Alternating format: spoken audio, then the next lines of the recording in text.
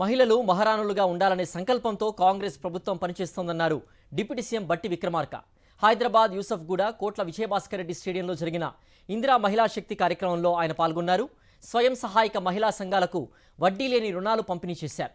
మహిళలు ఆర్థికంగా బలపడేలా ప్రభుత్వం ప్రత్యేక పథకాలు తీసుకువచ్చిందన్నారు.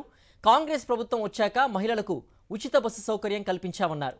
వడ్డీ లేని రుణాలిచ్చి మహిళలకు కాంగ్రెస్ ప్రభుత్వం చేయూతనందిస్తోందన్నారు బట్టి విక్రమార్క.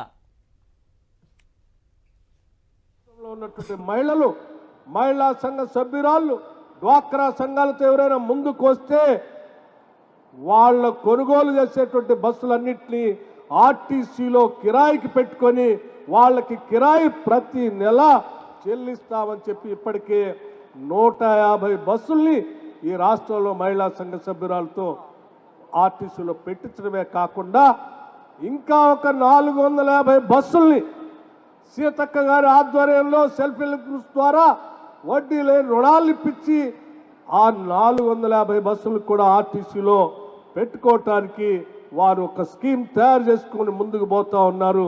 ఈ రాష్ట్రంలో మహిళలు మహాలక్ష్ములుగా ఉండాలనేదే రాష్ట్ర ప్రభుత్వం యొక్క ఆశ, ఆలోచన. అందుకోసమే మహిళలందరికీ కూడా రాష్ట్ర వ్యాప్తంగా ఉచితంగా ఆర్టీసీ బస్సులో ప్రయాణం చేయడానికి అవకాశం కల్పించడమే కాకుండా వాళ్ళు తిరిగే ఆర్టీసీ బస్సులు కూడా కొనుగోలు చేసి ఆ బస్సులకి యజమానులుగా కూడా కావాలని ఈ రాష్ట్ర ప్రభుత్వం కోరుకుంటుంది. దానికి కావలసిన వడ్డీ లేని రుణాల్ని ఈరోజు డ్వాక్రా సంఘాల ద్వారా ఇచ్చే ఏర్పాటు కూడా చేస్తాం.